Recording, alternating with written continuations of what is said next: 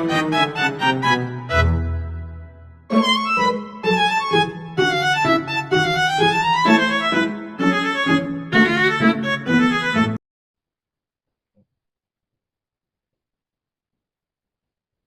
teman-teman semua, selamat datang di podcast Pemuda Bicara. Sebelumnya perkenalkan, namaku Feli, yang hari ini akan menemani kalian semua untuk ngobrol santai, tapi serius, tentang isu-isu yang sebenarnya dekat banget nih sama kehidupan kita sebagai anak muda di Indonesia. Nah, hari ini kita punya tema yang menurut aku relatable banget, yaitu adalah pemuda Indonesia dalam permasalahan dan juga tantangan kebangsaan masa kini. Kedengarannya memang berat, tapi jangan khawatir ya. Kita akan kupas bareng-bareng dengan cara yang santai, fun, dan juga pastinya bermanfaat. Nah, kalau kita omongin soal pemuda, otomatis kita lagi ngomongin tentang masa depan bangsa juga. Namun kenyataannya, banyak banget sih tantangan yang lagi dihadapi oleh anak muda sekarang. Dari dunia digital yang super cepat, adanya arus budaya asing, politik, radikalisme, dan juga masih banyak lainnya. Pertanyaannya, kita sebagai pemuda mau jadi penonton aja atau kita mau ambil peran aktif untuk menghadapi semua itu? Nah, pada hari ini aku bareng teman-teman, kebetulan di sini sudah ada Mbak Fani, ada Mas Fikri, Mas Firman, Mas Gerald, Mbak Hani, dan juga Mas Dama. Kita akan ngobrolin ini sama-sama terkait elemen-elemen penting yang mungkin akan bisa menjadi refleksi sekaligus motivasi untuk kita semua ke depannya. Nah, mungkin aku mau mulai dulu dari topik yang pertama, yaitu adalah dunia digital. Anak muda sekarang kan sering banget ya dibilang sebagai digital native. Tapi apakah kita benar-benar bisa memanfaatkan teknologi? Atau malah jangan-jangan nih kita menjadi korban hoax dan juga ujaran kebencian? Nah, di sini sudah bersama Mbak Fani. Aku mau nanya nih Mbak, tentang menurut Mbak, bagaimana sih cara yang paling efektif agar anak muda ini bisa melek digital dan juga nggak gampang kebawa oleh arus hoax?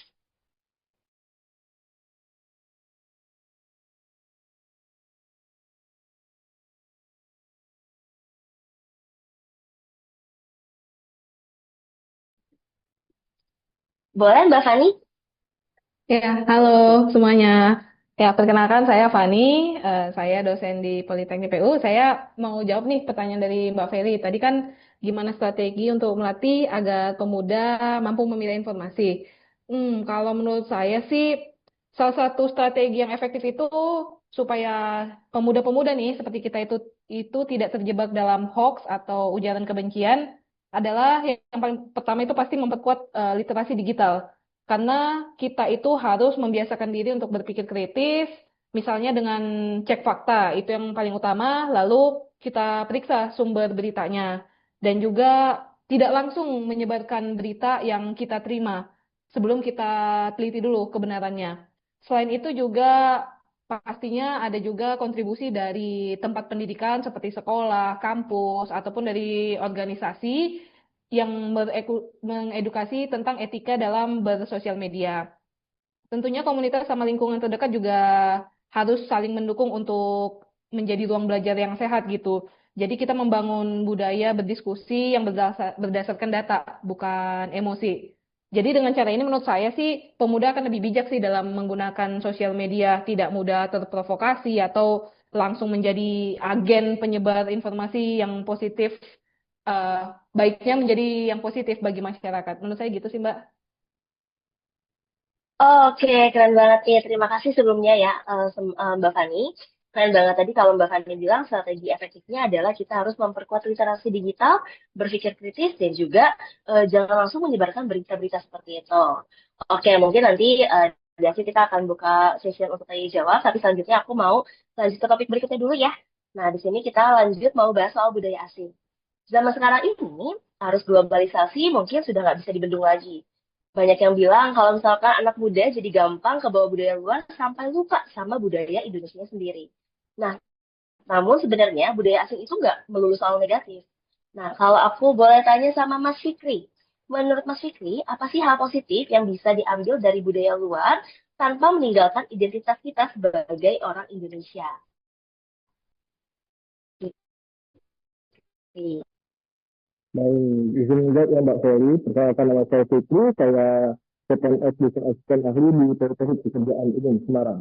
Nah, jadi kalau kita berbicara mengenai budaya ini hal yang sangat apa, krusial gitu ya, yang sangat dekat dengan anak muda seperti itu. Namun sayangnya terkadang kita melupakan budaya-budaya asli Indonesia dan lebih sering menghadap atau berkiblat kepada arah budaya luar. Karena sebenarnya kita bisa menciptakan kerjasama atau kolaborasi gitu. Jadi kita bisa belajar atau mengadopsi budaya luar, tetapi kita mengimplementasikannya kepada budaya kita sendiri.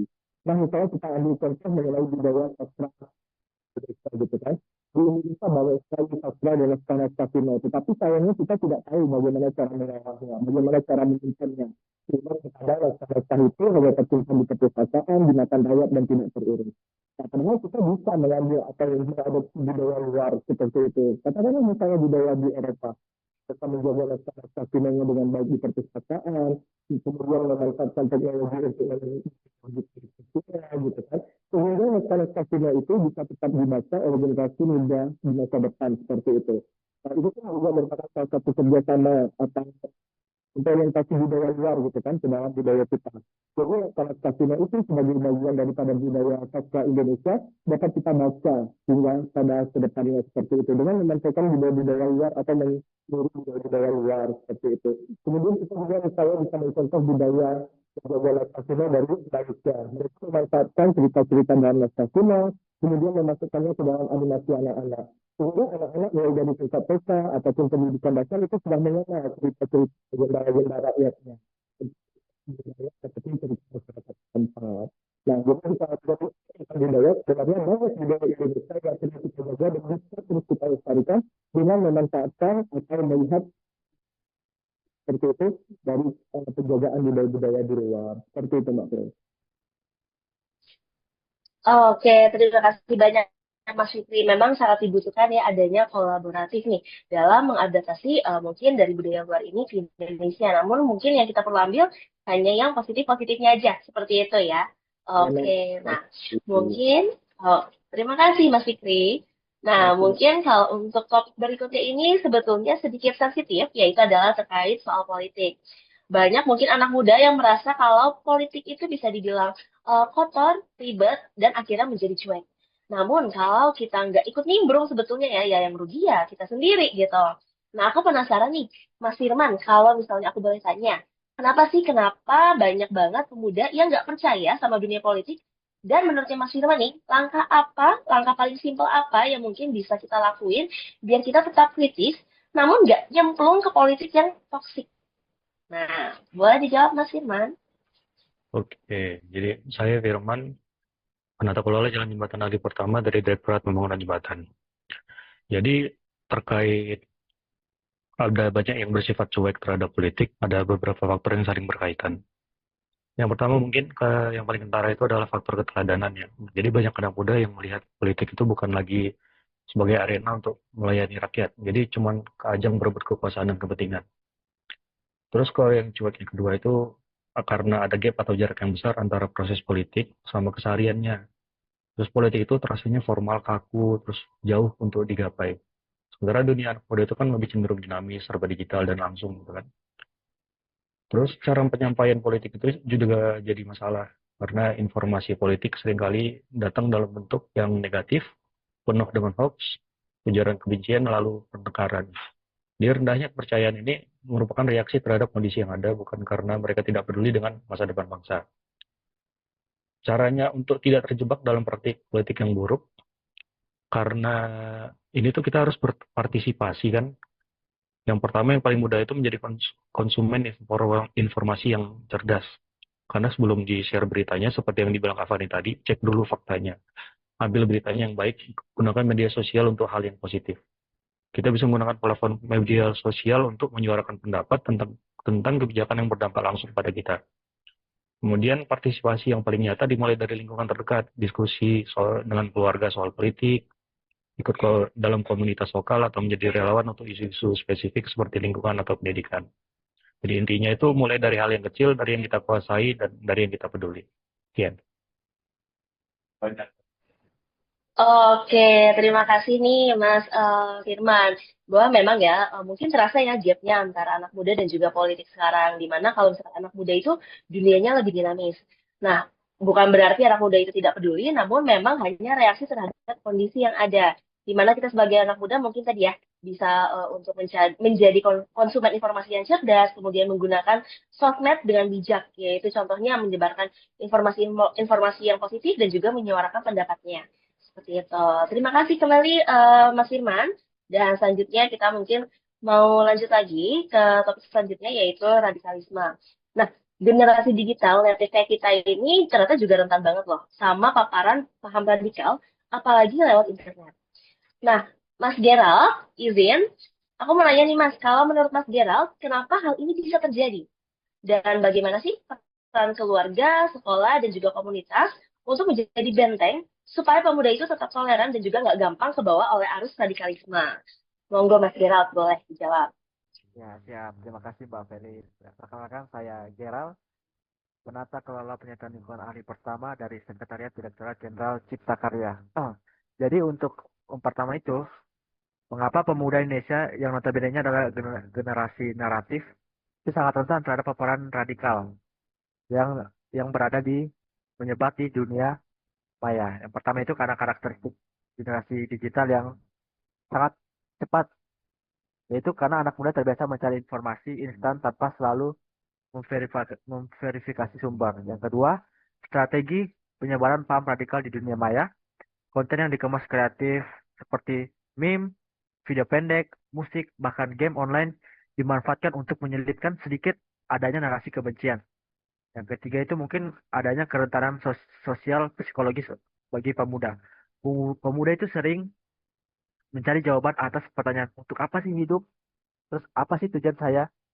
Nah, itu adalah narasi radikal yang memberi jawaban instan. Yang keempat itu adanya literasi digital dan literasi keagamaan. Banyaknya anak muda itu menggunakan gadget tapi kurang kritis dalam memilih informasi. Kelima, kurangnya ruang positif di dunia maya. Pemuda lebih banyak terpapar konten ekstrim karena kelompok radikal yang agresif. Terus apa sih peran keluarga, komunitas ataupun di institusi pendidikan baik kampus ataupun sekolah? Jadi peran apa saja itu yang diambil oleh keluarga? Pertama bisa kita menanamkan nilai toleransi, kasih sayang, menghormati perbedaan, dan rutin berdiskusi tentang nilai agama untuk memperkuat iman agar tidak terpapar oleh konten radikalisme. Misalnya nih kita nih sebagai orang tua harus mengawasi aktivitas digital anak dengan menghindari konten-konten yang berbau kekerasan ataupun radikalisme ataupun yang berbau dengan sara. Yang kedua, peran komunitas, membangun ruang dialog dan interaksi antar sesama warga ataupun tetangga kita sendiri di dekat rumah. Misalnya nih dengan hal yang sederhana, bergotong royong untuk menemukan rasa kekeluargaan, melakukan hobi seperti jogging, bersepeda di lingkungan sekitar bersama dengan keluarga ataupun kepada tetangga-tetangga kita. Terus untuk peran pendidikan, mengembangkan literasi yang kritis dengan memilah informasi yang baik, terus berpikir logis dan mengenali hoax. Mana nih yang hoax, mana nih yang bukan hoax. Terus penguatan pendidikan karakter dan beragama, yaitu memasuki kurikulum maupun ekstrakurikuler yang ada berbau nilai toleransi, Pancasila, Bhinneka Tunggal Ika, dan HAM, hak asasi manusia. Dan terakhir, menciptakan ruang dialog dan kebebasan berekspresi yang sehat. Mahasiswa ataupun pelajar diberi ruang berdiskusi dengan dosen ataupun guru agar tidak mencari forum liar yang sangat rawan tentang radikalisme. Begitu sih Pak Felix. Oke, terima kasih nih. Banyak banget ya jawaban dari Mas Gerard ini. Bagus banget. Tadi memang kalau Mas Gerard udah boleh bilang, adanya konten kebencian, kerentanan sosial, kemudian rendahnya literasi digital, di mana itu bisa kita cegah, bahkan mulai dari keluarga sendiri, tetangga, kemudian baru masyarakat luas. Seperti itu. Nah, mungkin aku izin mau next dulu ke topik selanjutnya. Ini juga topik yang lagi hangat banget di kalangan anak muda, yaitu terkait kesehatan mental dalam dunia kerja. Nah, dunia kerja zaman sekarang itu kan keras banget nih, target yang tinggi, kompetisinya ketat, plus juga di mana ekspektasi yang kadang membuat anak-anak muda ini menjadi stres gitu. Nah, Mbak Hani, kalau menurut Mbak Hani, selain tekanan kerja, apa aja sih faktor yang membuat anak muda ini gampang cemas? Dan juga keterampilan apa yang sekiranya nih perlu banget dipunya oleh anak muda agar nanti anak muda ini menjadi tetap tangguh dalam menghadapi dunia kerja yang modern. Silakan Mbak Hani.